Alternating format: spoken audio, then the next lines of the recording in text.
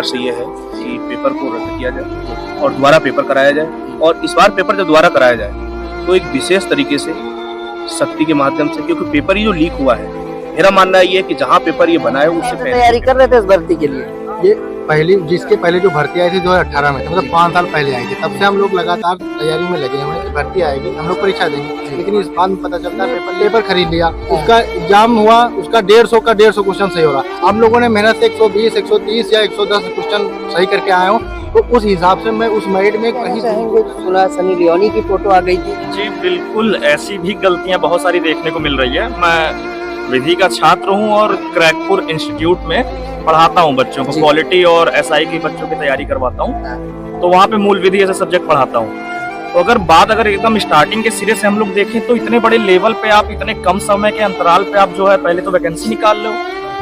उत्तर प्रदेश में आए दिन नौकरियों के लिए सरकारों के दावे होते हैं कि लाखों रोजगार उन्हें दिए गए, लेकिन आज तक जब से डबल इंजन की सरकार बनी है कोई भी एग्जाम सफल तरीके से नहीं हो पाया। इसका एक उदाहरण उत्तर प्रदेश पुलिस भर्ती है, जिसको लेकर पेपर लीक हुआ।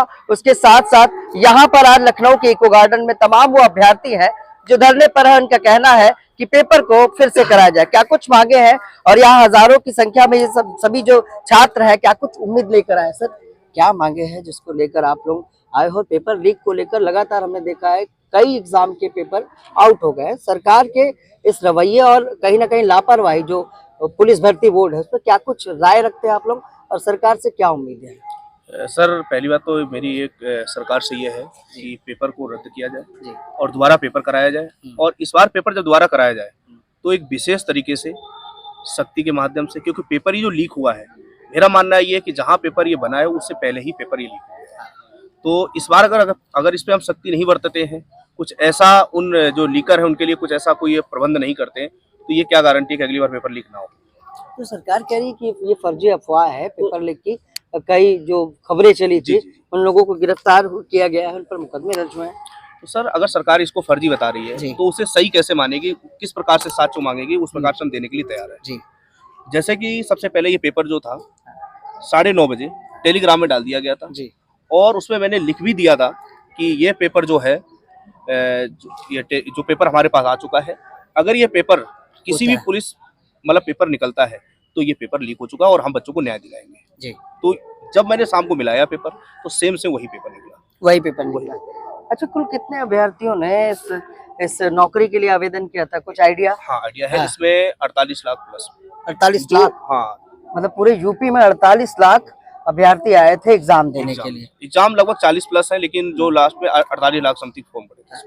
अब पुलिस भर्ती बोर्ड का क्या कहना है इस पे?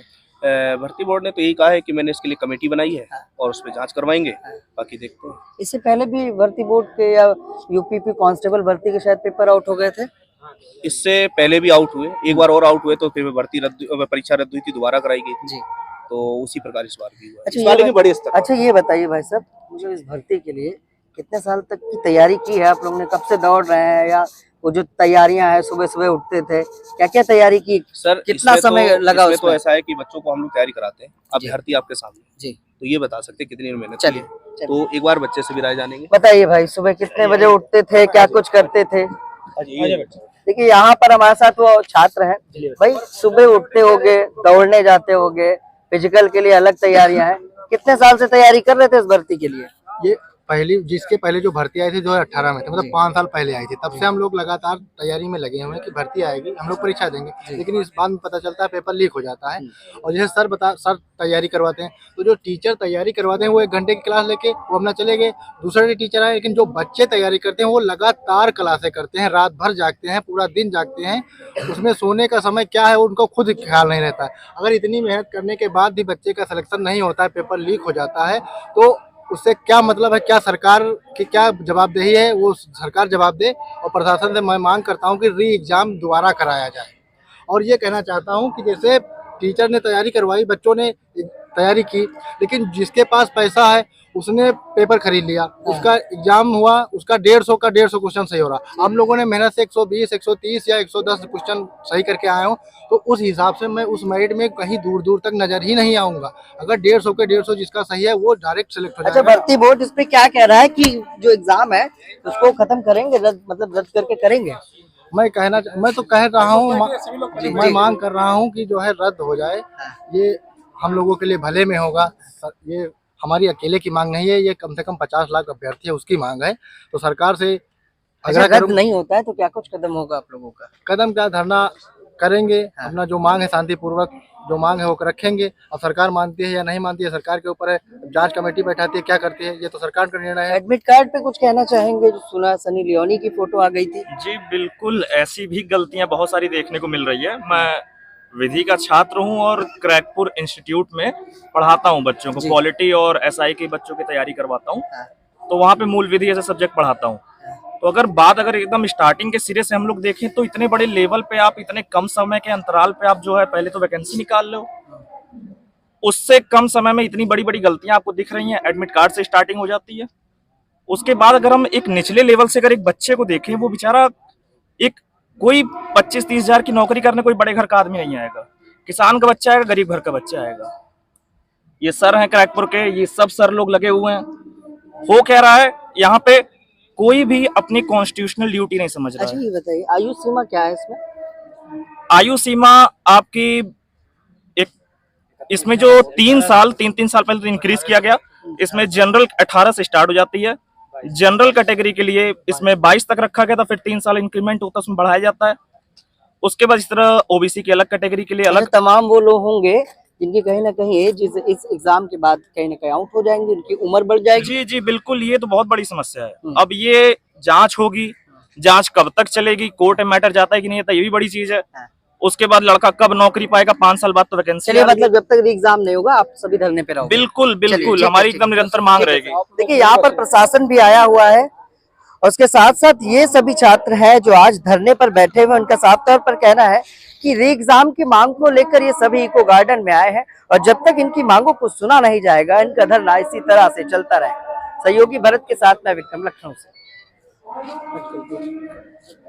कोई कर ही तो रहे हैं, जो है आपसे प्रमाणित तो मांग रहे हैं। आज इसको जारी हुआ, इसने अपना दे दिया। प्रमाणित तो सर लोग दिखा रहे हैं ऑनलाइन, मुंह से नहीं रफ तो करिएगा, जो है इसमें करिए, आप कंप्लेंट करिए, जो आपके पास एविडेंस है बाई डाक भेज दीजिए, ठीक है, प्रेजेंट होके। सर आप बताइएगा, बिल्कुल सही है। आपने सर बताया, हम लोग सर कुछ बच्चे ज्यादातर टीचर ये सब कर भी चुके हैं, तुरंत माध्यम से किया गया है। बट सर बात ये है कि यहाँ पे जो शिक्षा है, फंडामेंटल राइट है बच्चों का, वो कोई देख ही नहीं रहा है। आर्टिकल 21 में हम लोग पीसफुली यहाँ प्रोटेस्ट कर रहे हैं, संविधान में दे रहा है आर्टिकल 19 में। चलो आप पीसफुली बैठे हो, कोई बात नहीं, तुम्हारा स्वागत है, बैठ को यहाँ पे। मगर ये है कि जो माध्यम है जो है अपनी बात रखने के लिए, ये अभी आपको जो है वेबसाइट बताई गई, उसमें अपनी बात रखिए, जो है ठीक है। और जो आप वेबसाइट पे जाएगी जो तो उसका संज्ञान सीधे आप कर लेंगे। एग्जाम रद्द कराने की मांग को लेकर ये सभी छात्र डटे हुए हैं। उसके साथ साथ प्रशासन से भी इनकी क्या कुछ वार्ता हुई है? प्रशासन आया था इन सभी से बात करने के लिए कि धरने को समाप्त किया जाए। प्रशासन आया, क्या कुछ कहा उन्होंने? सर प्रशासन का कुछ नहीं, वो सिर्फ पता करने के लिए आए हुए थे कि हम लोग यहाँ पर क्या कर रहे हैं, क्या मांग है हमारी। उन्होंने हमें जानकारी दी कि जो भी चीजें कि इस तरीके से आप जो है सोल्यूशन निकाल सकते हैं। तो हमारी बस इतनी सी मांग थी कि सर हम अपनी जो शिकायत है वो संवैधानिक तरीके से दर्ज करा रहे हैं। हमने जो भर्ती बोर्ड है उन्हें भी जो अपनी शिकायत दर्ज करा दी है।